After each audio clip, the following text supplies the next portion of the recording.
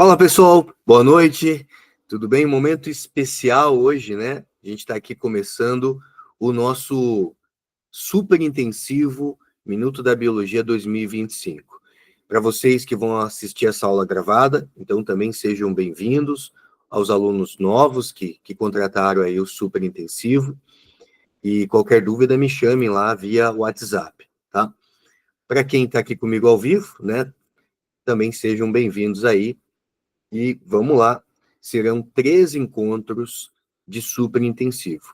Diria talvez ali, né, um quarto, porque o aulão de véspera, ele também vai ser aí um momento de intensivo, né? Mas, então, teremos 4 encontros, um por semana. Hoje é dia 15, né? Deixa eu abrir meu calendário aqui, ó. Nós teremos, então, dia 15, deixa eu fazer o seguinte aqui, tá até mais fácil. Ó, dia 15/9, né, a gente tem aqui, dia 22/9, sempre esse horário, das 7 às 20, das 19 às 20, né? E dia 29/9 é a semana de véspera da Federal. Nessa semana de véspera, nós teremos, na segunda-feira, a terceira aula super, né? 3 e 3 ali, né? E aí, nós teremos ali o nosso aulão de véspera previsto para sexta-feira, dia 3/10, tá? E aí eu vou confirmando com vocês o horário, tá? Mas, então é isso. Serão 4 encontros aí do nosso super intensivo, tá? É lógico que o super, ele tem uma pegada totalmente diferente para você que já é meu aluno do extensivo, né? E também do curso de discursiva. Vocês vão perceber que tudo tem uma dinâmica bem diferente, né? O curso de discursiva tem uma dinâmica muito interessante, porque a gente consegue aprofundar e trazer conteúdos novos, né? Trabalhar muita atualidade dentro do curso de discursiva. No extensivo, a proposta é trabalhar o conteúdo de maneira completa, entregando o ano inteiro de conteúdo para os meus alunos. E aqui no super intensivo é aquele momento de desespero de véspera, né? Meu, o que eu preciso ver no mês de véspera da Federal? Então, a gente vai passar aqui muito rapidamente o que eu imagino, né? Quem é meu aluno do extensivo está com o conteúdo aí praticamente completo, a gente está quase fechando o extensivo, né? Então, com conteúdo quase completo. Para quem está chegando agora, você vai receber muita informação, inclusive, uma coisa que eu vou disponibilizar para vocês, além da lista de exercícios, serão esses slides, né? Porque como a gente precisa passar muito mais rápido, eu não quero que vocês percam tempo, né, se preocupando em copiar o slide, fazer print de tela. Então, eu vou mandar isso para vocês diretamente no WhatsApp, os meus slides, tá? Então, não perca tempo aí copiando. Lógico, eu aprendo muito copiando. Se você é do mesmo estilo que eu, fique à vontade em copiar, mas você vai ver que a coisa aqui precisa ser muito mais dinâmica, né? Ou seja, quanto mais informação a gente conseguir trabalhar nessas 3 aulas do super, melhor, tá? Assim a gente garante abraçar um bom leque de conteúdo. Tá bom, gente? Então vamos lá. Super intensivo, Minuto da Biologia 2025. E eu começo aqui com uma pegada bem importante, tá? Vamos falar de mosquitos, vetores de doenças. Aqui a gente pode fazer uma bagunça, porque tem doença de tudo quanto é tipo, tem mosquito de tudo quanto é nome, né? E se não bastasse, não é só nome científico, não, tem apelido para os mosquitos. E isso é sacanagem, né? Mas faz parte do nosso estudo, então vamos lá. Então, o nosso super intensivo, ele está previsto aí um momento de 1 hora, também para não cansar vocês, eu já sei, o cara que é meu aluno está no extensivo, está na discursiva, faz outras disciplinas isoladas, alguns ainda fazem cursinho presencial, então eu entendo, né, que aqui eu não posso exigir muito de vocês nessa reta final, mas vamos lá, o melhor que eu tenho para oferecer a gente vai ver agora. Então, assim, primeiro mosquito, digamos que se a gente tivesse um ranking, né, o pódio seria do Aedes aegypti. O Aedes aegypti, mosquito que veio do Egito, por isso esse nome, aegypti, né, ele tem esse nome, por conta que veio. Como o professor veio voando? Não, o mosquito não tem essa autonomia de voo.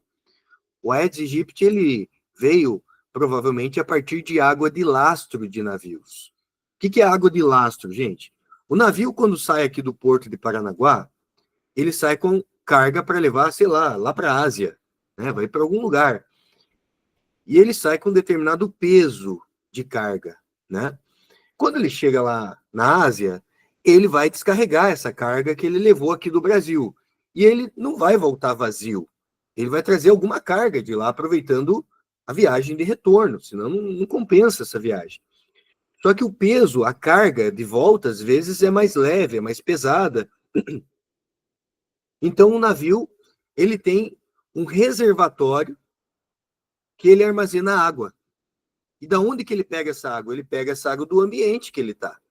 Então, se o navio saiu aqui do Porto de Paranaguá, ele vai captar água onde? Ali de Paranaguá, né? Da Baía de Paranaguá. Ali vai levar essa água lá para a Ásia, né? No reservatório do navio.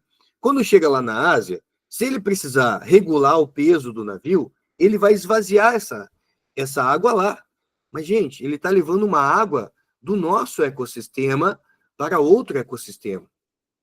Ali tem larvas de peixes, ali pode ter larvas de mosquitos vetores. Então, da mesma forma que nós podemos levar um pouco da nossa biodiversidade para outras regiões, ele pode trazer um pouco da biodiversidade para lá, e você sabe que isso entra como uma espécie exótica, desde que ela se adapte, né?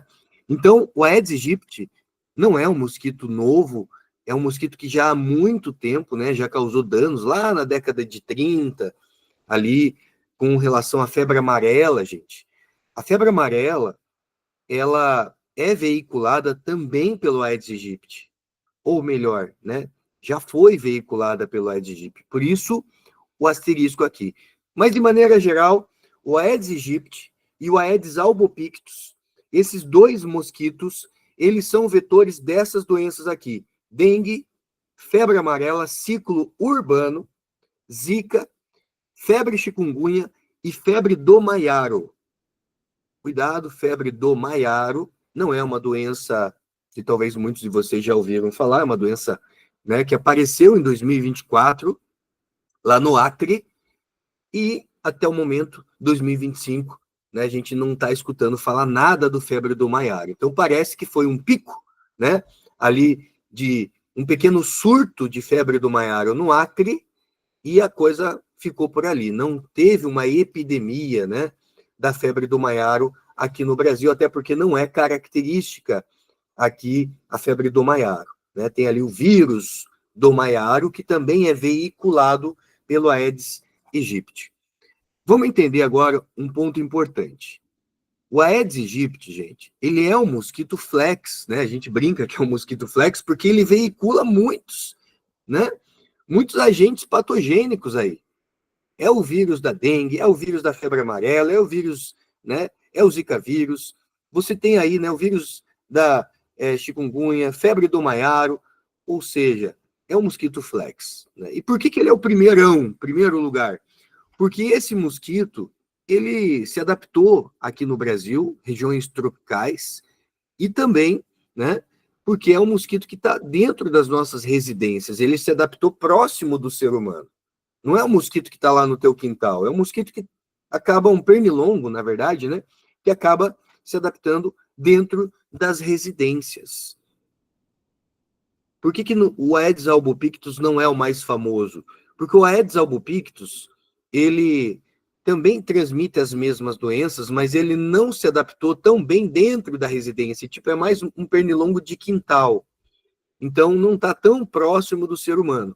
Mas você pode ver de maneira geral, às vezes, as questões falando mosquito do gênero Aedes, porque inclui tanto o Aedes aegypti quanto o Aedes albopictus. Um ponto importante aqui. Febre amarela é tudo igual, tá, gente? Febre amarela urbana ou febre amarela ciclo silvestre. É o mesmo vírus, os mesmos sintomas. O que muda é o veículo.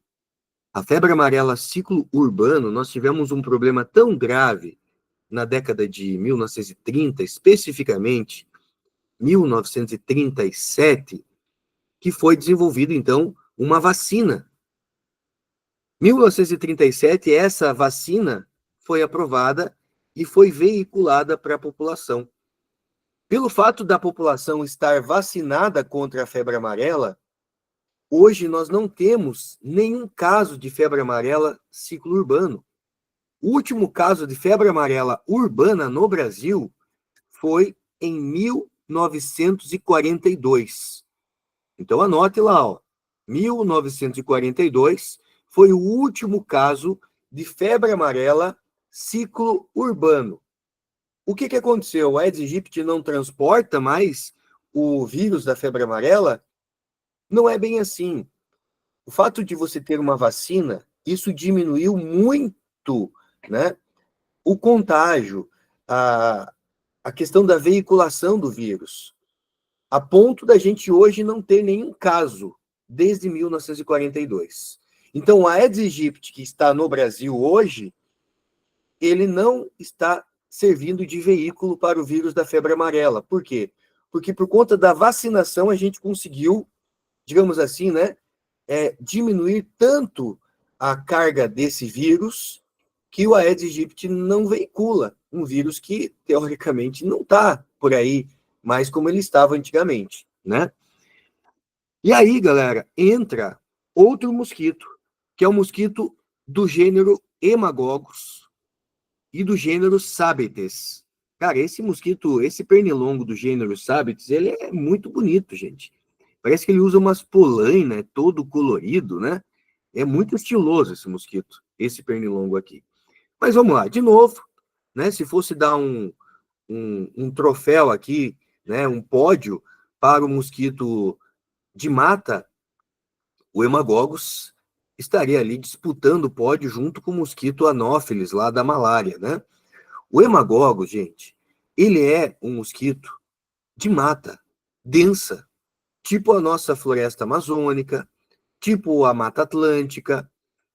Então, você não tem hemagogos em centros urbanos. E os sábites também não. Esses dois mosquitos são mosquitos de mata densa, de floresta. Então, a febre amarela ciclo-silvestre, como eu disse, é o mesmo vírus. Mas o ciclo-silvestre significa que quem vai veicular o vírus, vai servir como vetor, é outro mosquito. O hemagogos e os sábites, tá? Perceba que a febre do maiaro também pode ser veiculada por esses mosquitos aqui de mata. Então, febre do maiaro pode aparecer tanto em centros urbanos quanto em florestas densas, tá?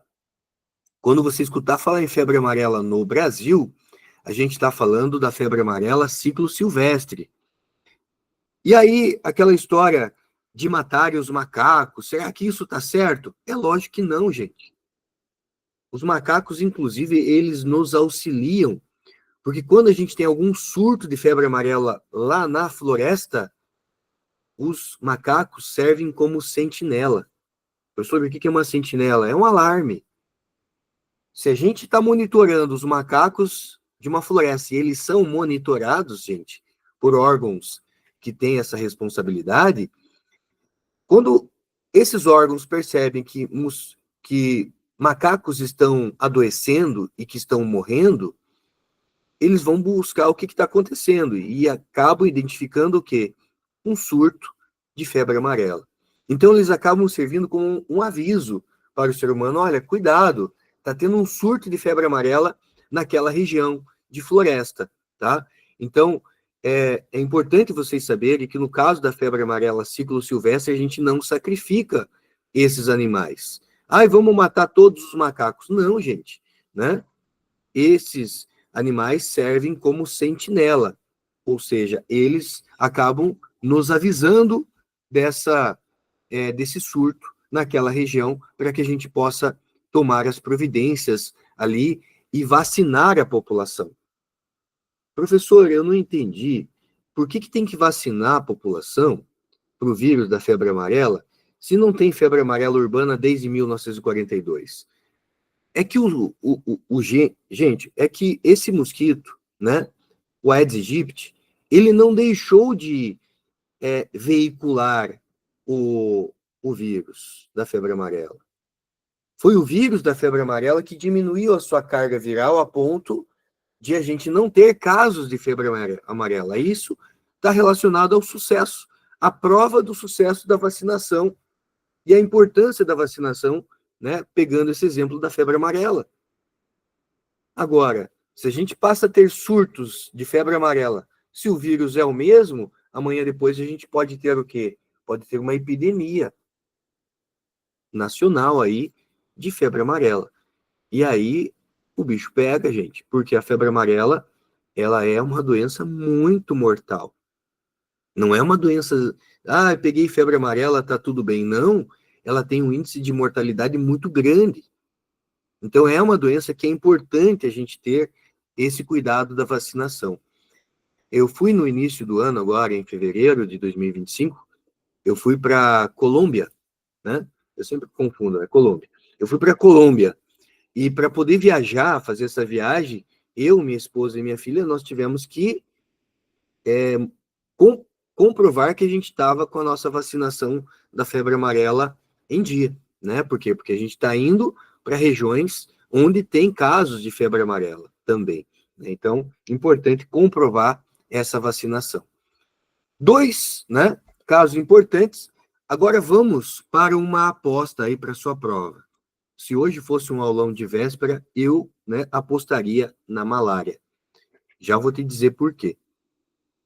Você está vendo o mapa da malária aqui, e essa fonte ela não está tão atualizada, mas é uma fonte que a gente tem, né, da Organização Mundial da Saúde, e ela se mantém estável em relação a isso, né? Então, por isso que a gente usa essa fonte lá de 2004. Essa fonte, ela traz aqui os casos de malária no mundo. Então, veja o Brasil aqui, gente. Olha, áreas onde ocorre transmissão da malária. Você pega o Brasil, é a região amazônica. 99%, até diria mais do que 99% dos casos de malária no Brasil estão restritos à região amazônica. Por quê? Porque o mosquito do gênero Anopheles, especialmente o Anopheles darling, que é o principal, existem outros, tá, gente?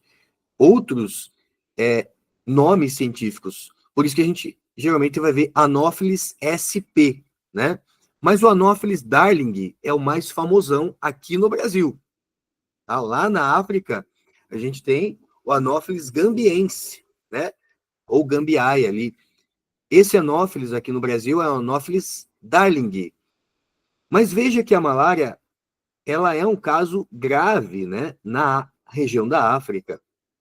No Brasil, a gente tem casos, mais de 99% dos casos, restritos à região amazônica. Mas já tivemos casos de malária em Paranaguá, em Morretes, em Antonina, já que o mosquito é um mosquito de mata densa, né? Esse mosquito, ele não vem aqui para centros urbanos picar a gente.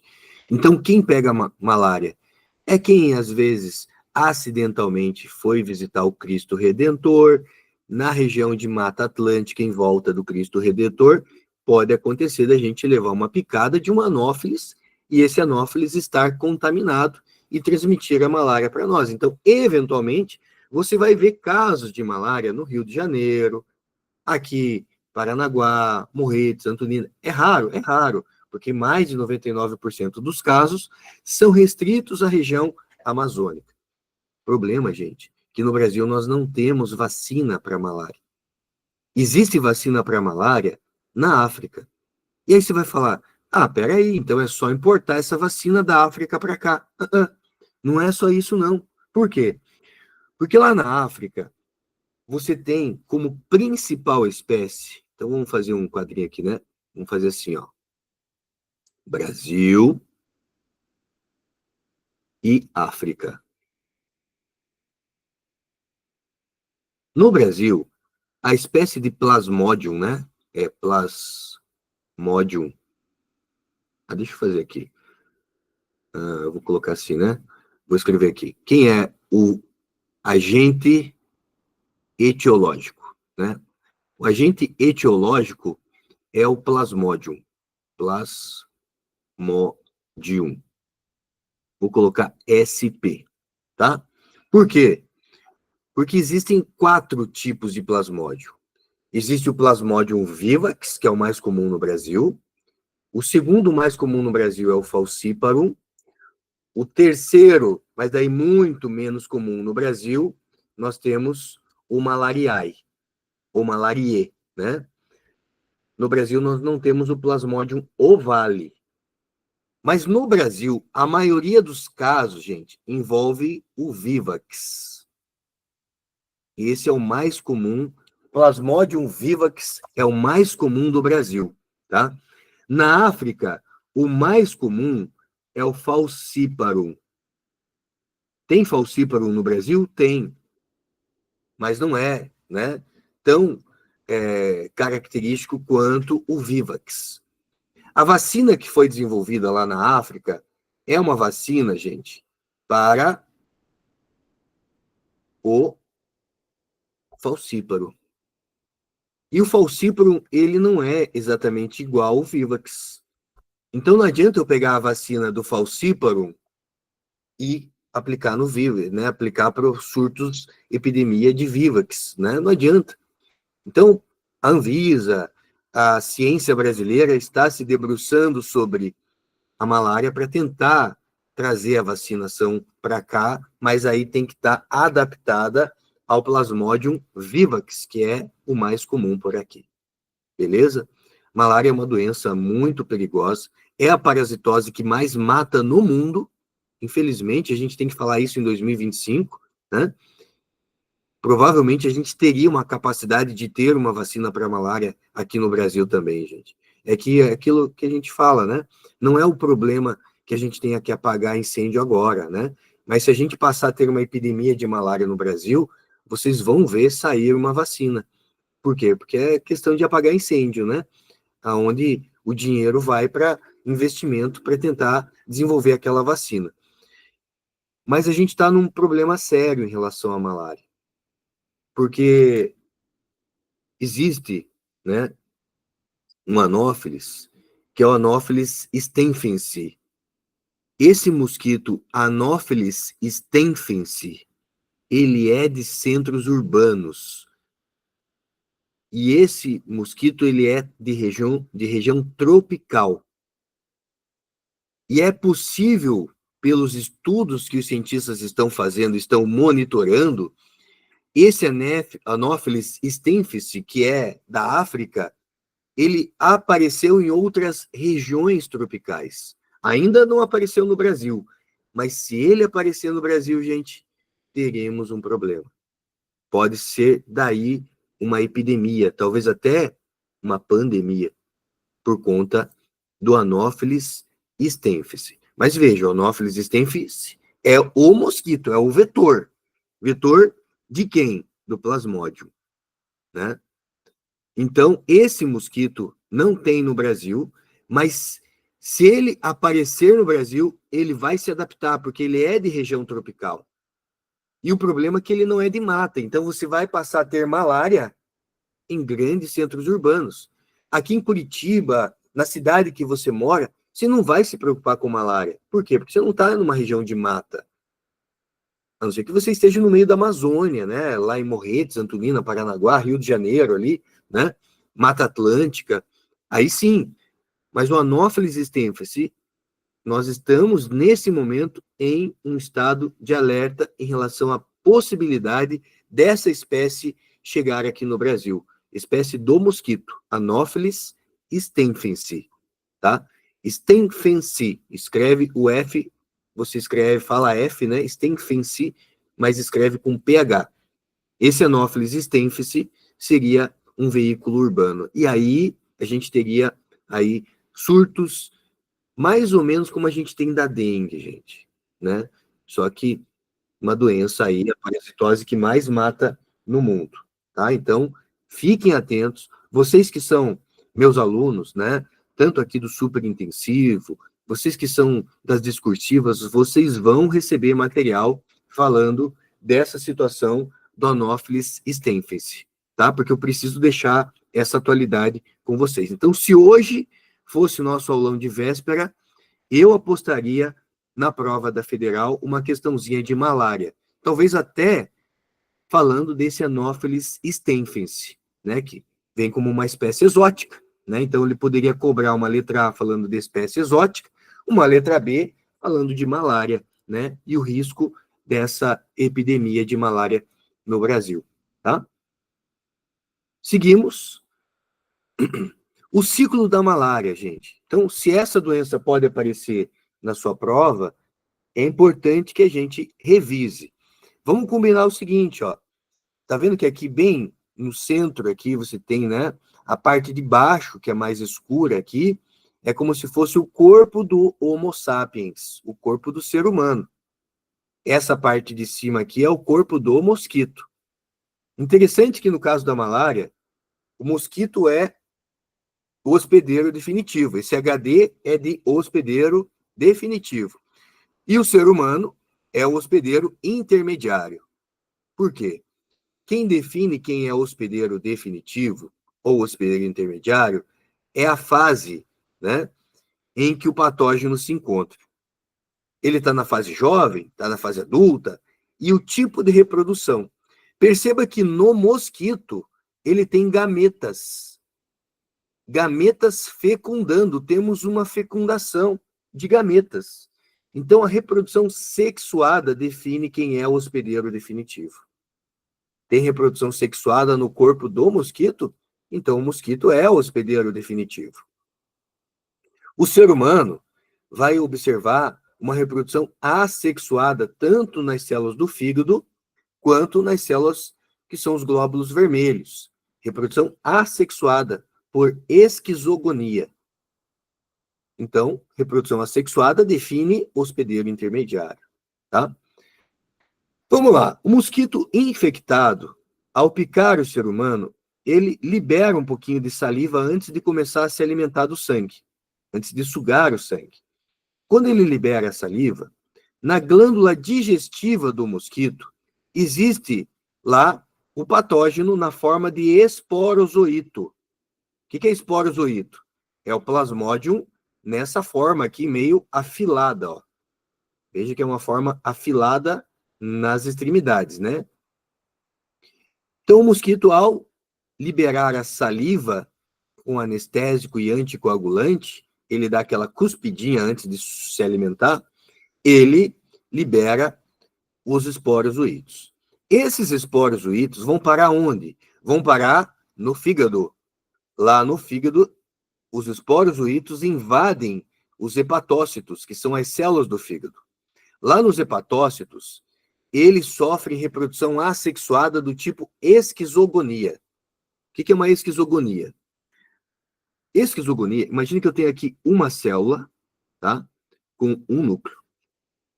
Esquizogonia, ao invés dessa célula se dividir em duas, ela primeiro sofre uma divisão nuclear, então ela vai dividindo o núcleo, divide, para depois ela dividir isso daqui em duas células. Então ela vai dividir primeiro a divisão do núcleo, para depois acontecer a divisão do citoplasma. O nome desse tipo de reprodução assexuada é denominada de esquizogonia. E aí, esses esporozoítos sofrem, então, esquizogonia nos hepatócitos, e ao sair dos hepatócitos, eles já saem numa outra forma chamada merozoíto. Eles não são mais afilados nas extremidades. Eles são redondinhos. E eles vão infectar agora os glóbulos vermelhos do sangue. Lá nos glóbulos vermelhos, eles vão sofrer a esquizogonia novamente. Primeiro tem divisão nuclear, para depois ter a divisão celular. Vai chegar uma hora que vai ter tanto plasmódio na forma de merozoíto ali dentro, mas vai ter tanto plasmódio nessa forma de merozoíto, que a hemácia, literalmente, ela vai sofrer uma lise, um rompimento, uma explosão. E ao sofrer a lise, os merozoítos são liberados na circulação sanguínea. A liberação desses merozoítos na circulação sanguínea coincide com os picos de febre. Por quê? Toxinas são liberadas junto com os merozoítos. E aí, o sistema imunológico vai lá e bate uma febre de mais de 40 graus, né? Por isso que a malária também é chamada de febre, né? Palustre, febre, né? Ali alta, porque ela causa uma febre acima de 40 graus. Esses picos de febre coincidem, então, com o rompimento das hemácias. O que acontece com esses merozoítos que saem das hemácias? Eles podem infectar novas hemácias e ficar nesse ciclo aqui, ó. Rompe hemácias, são liberados. Rompe hemácias, são liberados, né? Alguns desses merozoítos, quando são sugados por um mosquito que não está contaminado, eles se tornam gametócitos, que dão origem a gametas que lá no tubo digestivo do mosquito, esses gametas fecundam, dando origem a um zigoto. Esse zigoto, então, ele migra ali, né, para as glândulas salivares, já na forma de esporozoito. Isso é malária, gente, tá? Então, esse é o ciclo da malária. Lógico que, gente, num aulão de véspera, muito mais rapidamente eu vou falar dela, né? Hoje eu ainda falei com cuidado, né? Mas no nosso aulão eu volto a falar da malária muito rapidamente. Mosquitos vetores, uma outra protozoose, a leishmaniose. Menos provável que a federal cobre essa doença, mas quando ela cobra faz um estrago, porque os alunos sabem muito de malária, doença de Chagas, mas quando cai leishmaniose já é um processo de seleção, né? Natural ali, porque não é todo mundo que estuda isso. Outro mosquito, galera. Aqui você tem mosquito do gênero Lutisomia e do gênero Phlebotomus. Eu coloquei o BR aqui porque o mosquito que nós temos aqui no Brasil é o mosquito Lutisomia.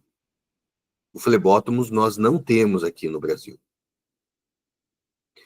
Só que esse mosquito, para nossa alegria, ele tem uma coleção de nomes populares. O único que eu vou exigir que você saiba é que o mosquito do gênero Lutisomia também é chamado de mosquito palha. Mas aí, dependendo da região, ele pode ser chamado de tatuquira, birigui, cangalinha, cangalha, asa branca, asa dura, palhinha, ou seja, sacanagem, né? Muito nome. O professor tem que decorar isso, não. Deixe na tua cabeça que o mosquito vetor, né, da leishmaniose, ele tem um monte de nome. É um mosquito que tem um monte de nome. Mas é importante que você lembre, que você tenha essa recordação, que o gênero dele é Lutisomia. Eventualmente, não deveria aparecer aqui no Brasil, mas aparece o gênero Phlebotomus, tá? Digo não deveria aparecer, porque no Brasil o gênero que nós temos é a Lutisomia. Fora do Brasil a gente encontra um mosquito veículo da leishmaniose de outro gênero, que é o gênero Phlebotomus. Existem dois tipos de leishmaniose. A leishmaniose tegumentar, tegumento é pele, mucosa. E a leishmaniose visceral. Visceral quer dizer órgãos internos, baço, intestino, rim, fígado, pâncreas, são órgãos internos, tá? Estômago, tegumentar e visceral. A tegumentar, gente, nós já tivemos um caso muito sério no passado, na região de Bauru, em São Paulo. Então, a leishmaniose tegumentar, ela também é conhecida popularmente como aquela úlcera da cidade de Bauru, em São Paulo. Né? Por quê? Porque foi uma situação bem complicada lá na época. Né? Então, ficou conhecida popularmente como úlcera da cidade de Bauru, que é ali na região de São Paulo, né? No estado de São Paulo. Também conhecido como ferida brava. Olha aqui, galera. São feridas que pegam a região de mucosa, do céu da boca. Tem cura, Giovanni? Tem tratamento antiparasitário, tá? Não tem vacina. No Brasil, você não tem vacina para nenhuma protozoose. Professor, mas eu ouvi falar que tem vacina para leishmaniose canina. A leishmaniose canina, daqui a pouco a gente fala dela. Mas para o ser humano não tem vacina para leishmaniose, tá? Tem tratamento. A leishmaniose visceral também é conhecida como calazar. O significado da palavra calazar vem da língua índia, né? Lá, uma das principais línguas da Índia, oficial da Índia, né? Que significa febre negra. Por ser uma leishmaniose visceral, ela atinge as vísceras, estruturas internas, mas também pode fazer feridas externas. Essa leishmaniose também tem cura. Ela tem tratamento, mas não tem vacina. Mas quando a gente escutar falar de leishmaniose canina, qual delas é? É a tegumentar ou é a visceral? É a visceral. O cachorro, se ele entrar em contato com o mosquito, for picado por um mosquito infectado, o cachorro, gente, ele desenvolve a leishmaniose visceral, que no caso a gente chama de leishmaniose canina. Detalhe, para o cachorro existe vacina. 3 doses de uma vacina, tá? Então tem vacina para leishmaniose? Às vezes o aluno confunde, tem, só para o cachorro, tá? No caso do cachorro, presta bem atenção agora, se você for um médico veterinário e bate lá no teu consultório um dono com um cachorro e você faz o diagnóstico ali e detecta que o cachorro está com leishmaniose canina, o protocolo sanitário é que você sacrifique esse animal. É lógico, você não é dono dele, então você vai chamar o dono do cachorro e vai dizer: fulano, teu cachorro está com uma doença, leishmaniose canina, e o protocolo sanitário diz que nós devemos sacrificar o seu cachorro, ou seja, dar uma injeção para ele dormir para sempre. Por quê? Porque aqui, diferente do macaco, o cachorro deve ser sacrificado porque ele passa a ser um reservatório. E se eu tenho um cachorro aqui na região de Curitiba, aqui no meu bairro, com leishmaniose canina, é um problema. Por quê? Porque esse mosquito lutzomia, que não está infectado, ao picar o cachorro, ele vai se contaminar. E ao picar o ser humano aqui da região, vai passar a ter um surto de leishmaniose. Nós tivemos recentemente surto em Santa Catarina de leishmaniose, por conta de um cachorro que é reservatório do mosquito. Mas aí você vai dizer, professor, isso é chamado de eutanásia canina? Exatamente, eutanásia canina. Literalmente é matar o cachorro, né? Para que ele não vire um reservatório e a partir dele nós tenhamos o que? Um descontrole dessa doença na região. Mas aí você vai dizer, 2025, professor, não tem nada que dê para fazer com esse cachorro? Tem, galera. O que tem para fazer? Um tratamento muito caro. Ah, mas quem tem o animalzinho, né, gente, vai dar um jeito de pagar esse tratamento. Provavelmente sim. Só que esse animal, ele não pode voltar para casa. Ele vai ter que ficar num canil apropriado enquanto ele estiver em tratamento. Por quê? Porque esse mosquito lutzomia, ou flebótomo, mosquito palha, também chamado de palhinha, ele é um pernilongo menor. Ele é um pernilonguinho. E ele passa pelas telas de proteção. Sabe aquelas telas de proteção que você coloca em berço? Esse mosquito consegue ultrapassar aquela tela de proteção. Então não pode ser uma tela de proteção comum, tem que ser uma tela de proteção mais apropriada, né? Que seja mais fechadinha, para que o mosquito não consiga entrar no canil que está o cachorro isolado. Esse cachorro precisa ficar isolado enquanto ele estiver em tratamento, tá? Aqui você tem uma amostra de sangue com a imagem do leishmania, ó. Ele é um protozoário flagelado, tá? Então, isso, gente, é a leishmaniose. Como eu disse, a probabilidade de aparecer na tua prova é menor, mas pode aparecer, tá? Outro mosquito vetor é relacionado à filariose ou elefantíase. Aqui nós temos o mosquito do gênero Culex. O mosquito Culex, gente, é o mosquito mais comum que nós temos dentro de casa. Pernilongo, tá? Se tem um pernilongo dentro da tua casa, é muito provável que ele seja um Culex. Pode ser um Aedes aegypti? Pode, mas é mais provável que ele seja um Culex. O Culex, ele pode veicular um verme chamado Uchereria bancroft, que causa uma doença chamada elefantíase ou filariose, conhecida popularmente como filária. Você vai dizer, caramba, um verme transmitido por mosquito? Exatamente isso. Um verme nemateuminto. O Uchereria bancroft é um verme nemateuminto. O que acontece? O mosquito Culex, ele veicula esse verme. Opa. E ao veicular esse verme, o que acontece, gente? Ele pica, né, a pessoa, e esse verme, ele vai obstruir os vasos linfáticos. Se picou na região da perna, obstrui vasos linfáticos da perna. E a doença é conhecida como elefantise porque a perna incha.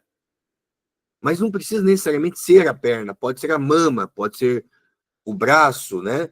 A região onde o mosquito pica e ele injeta ali o verme, pode obstruir o vaso linfático daquela região. O vaso linfático começa a acumular, né, a linfa, e aquilo ali gera um inchaço, um edema da região. Tem cura? Tem. Como que trata, professor? Trata com remédio para verme, tá? Aí você vai perguntar, se o Culex é o pernilongo mais comum que tem, por que a gente não escuta falar de elefantise nas cidades? Porque esse verme, ele, apesar de ser veiculado por um mosquito muito comum, esse verme não é fácil de encontrar não, tá, gente? Os últimos casos que nós tivemos, assim, que vale a pena a gente citar, é restrito à região amazônica, ali. Então, esse mosquito Culex, por mais que seja um pernilongo dos mais comuns que tem por aí, ele não está contaminado pelo Uchereria bancroft. Se ele estivesse, provavelmente a gente teria uma doença muito preocupante aí. Mas não temos, por quê? Porque esse verme não é tão fácil de você encontrar ele na natureza, atualmente. Terminamos os mosquitos vetores. Antes da gente finalizar essa aula, que eu prometi mais ou menos 1 hora, né, para vocês, eu quero falar um pouquinho da questão ambiental. Isso aqui vai aparecer na tua prova. Por quê? Porque a gente tem a COP30 em novembro, vai acontecer na cidade de Belém, no Pará, e a COP30 é o quê? Confederação das partes, onde o Brasil vai sediar, então, essa COP30. O Brasil já foi vitrine da COP ali, né? Rio 92, na verdade, não foi uma COP oficial, né? Ela foi um paralelo de COP, mas foi um momento importante a Rio 92. Foi um dos momentos mais importantes que nós tivemos, galera, em relação a mais de 190 países se reunirem para falar de agravamento do efeito estufa, de problemas relacionados à crise climática. Nessa época aqui, o papo era, olha, no futuro pode acontecer isso, no futuro nós teremos problemas em relação ao aquecimento global. Pois bem, 2025 a gente já está no futuro, que era previsto. A gente já tem crise climática que antigamente não acontecia aqui no Brasil, e hoje passou a ser comum você ter crises climáticas no Brasil. Então, como a gente tem esses marcos importantes, Rio 92 foi um marco onde mais de 190 países resolveram se reunir para estabelecer compromissos em relação à sustentabilidade global. Concordaram em reduzir as emissões de gases de efeito estufa. Nessa época, os Estados Unidos, ele não foi muito favorável, né? Porque você falar para um presidente de uma grande nação que ele vai ter que reduzir a emissão de gás carbônico é a mesma coisa que dizer para ele frear a industrialização dele. Mas hoje nós temos oportunidades de virar o jogo com o uso de tecnologias. Lógico que o reflorestamento ainda é a principal ferramenta que nós temos. Mas a China, por exemplo, ela promete zerar as emissões de gás carbônico até o ano de 2050. É lógico que ela não vai zerar, mas numa forma matemática ali, ela pode zerar. No sentido que ela ainda vai poluir, mas ela consegue sequestrar aquela poluição. Ela vai continuar liberando gás carbônico, mas de alguma forma aquele gás carbônico que ela está liberando, ela vai sequestrar de volta, compensando e trazendo isso a zero, ou talvez até um saldo, para que ela possa comercializar o gás carbônico. O gás carbônico virou uma commodity na Bolsa de Valores. Hoje, você pode sequestrar gás carbônico para uma empresa, para uma nação e ganhar dinheiro com isso, né? Através de uma região de floresta que você tenha no teu sítio, na tua fazenda, você tem lá tantos hectares, você pode comprovadamente dizer, olha, a minha fazenda consegue sequestrar 10 toneladas de gás carbônico por ano. Isso vira um crédito na Bolsa de Valores e você pode negociar isso, vender esse crédito. Ou seja, se a minha empresa polui e a sua empresa tem um saldo positivo, eu posso comprar teu crédito e a minha empresa passa, então, também ser o quê? Uma empresa não poluidora. Olha que interessante, né? E tudo isso é definido em momentos importantes como a Rio 92. A partir da Rio 92, nós tivemos em 1997, lá em Kyoto, no Japão, o protocolo de Kyoto, gente. Aqui os Estados Unidos, eles não assinaram o protocolo de Kyoto. O que dizia o protocolo de Kyoto? O mundo está aquecendo. Se a gente não fizer nada, o mundo vai aquecer e a gente vai ter um desequilíbrio climático nas próximas décadas. Os Estados Unidos não assinou. E o protocolo de Kyoto vem, então, precisamos estabelecer um protocolo onde grandes nações precisam dar o exemplo, né? O maior poluidor é a China, o segundo é os Estados Unidos. O Brasil está na 7ª posição, depois da Rússia, na emissão de gases de efeito estufa. O protocolo de Kyoto, ele só passou a valer oficialmente em 2005, quando os Estados Unidos, não que eles tenham assinado completamente, mas com algumas ressalvas, eles assinaram o protocolo de Kyoto. Mas logo em seguida voltaram atrás e tiraram a assinatura, né? Ainda que estava com alguma ressalva, né? Então você tem ali, né, o impacto desses gases de efeito estufa. E ainda num contexto de aquecimento global, gases de efeito estufa, a gente faz um paralelo agora com algo importante. Os oceanos estão ficando cada vez mais ácidos. O pH do oceano está diminuindo. Por quê, professor? Porque o gás carbônico, o dióxido de carbono atmosférico, ele também é fixado na água. O CO2 que está na atmosfera, ele reage com a água. Essa parte azul é o ambiente aquático, tá? Ele reage com a água, formando ácido carbônico. O ácido carbônico, para você não esquecer nunca mais, ele é o gás dos refrigerantes. Quando você abre um refrigerante e não faz aquele barulhinho, tss, é o gás carbônico se desprendendo. Guarde essa mensagem para você lembrar que o gás carbônico ele está presente nos refrigerantes para dar lá, né, o gás do refrigerante. E que esse gás ele se perde por quê? Porque o ácido carbônico ele é muito instável. Como ele é muito instável, o que vai acontecer?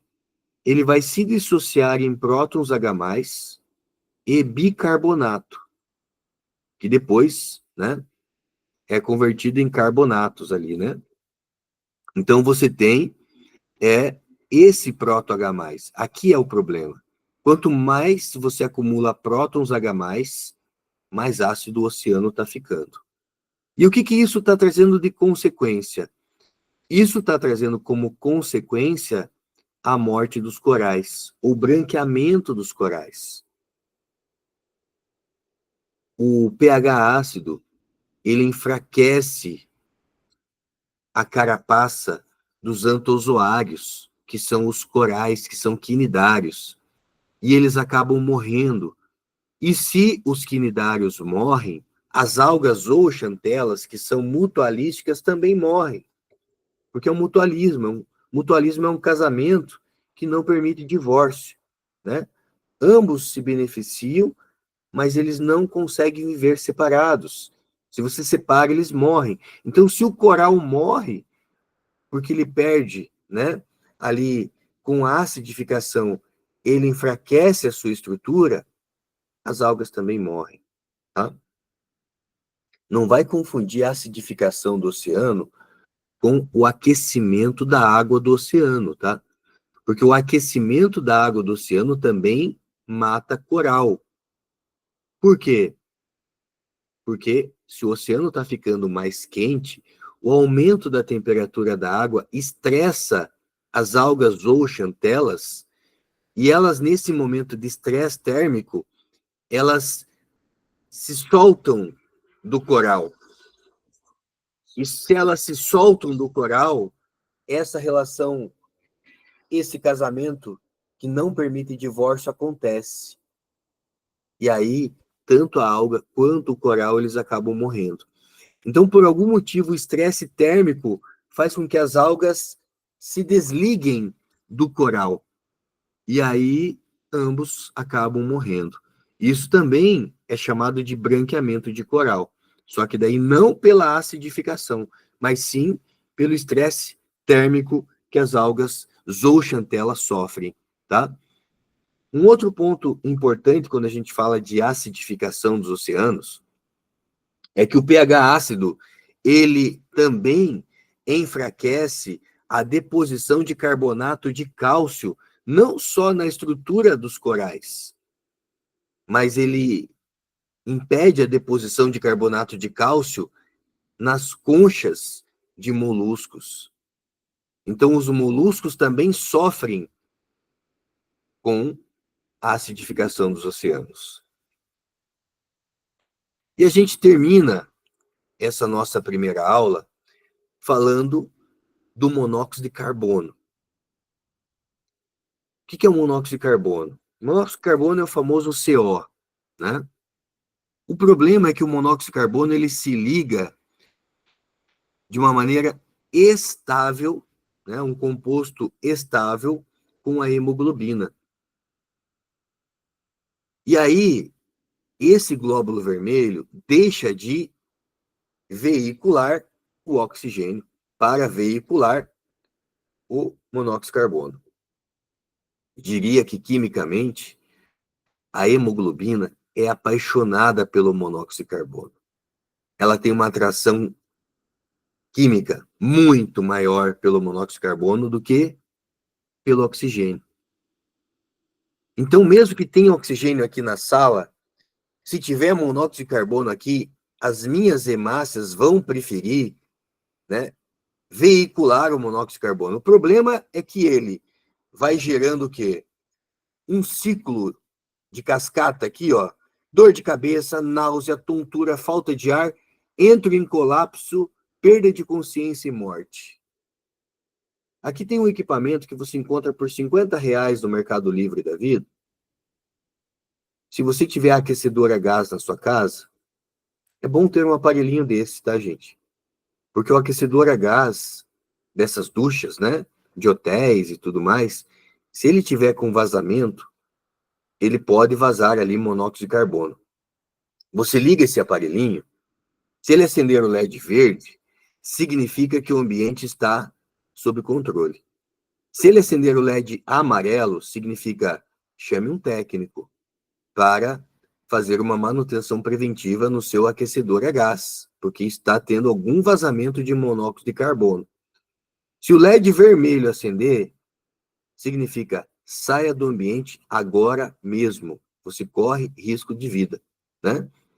Então, é um aparelhinho simples, mas que detecta a quantidade de gás carbônico que tem no ambiente. Tranquilo, gente? Então, olha só, 8 horas em ponto. Esse foi o nosso primeiro encontro aqui do Super Intensivo. Eu estou à disposição aqui para os alunos que estão aí comigo ao vivo, né? Fique à vontade. Quer ligar a câmera, quer conversar um pouco comigo, tirar dúvida, ou mande aqui nas mensagens. Se não, bom descanso para vocês. Vocês vão receber uma lista de exercícios especialmente para esse momento aqui, tá? E aí eu vou fazer uma lista, inclusive, autoral, né? Para que a gente possa ter aí um diferencial para você que já é meu aluno do extensivo, que já é meu aluno da discursiva e está acreditando aí também no super intensivo. Então, mais uma lista para vocês. Beleza, gente? Valeu, até a próxima aula. Um abraço.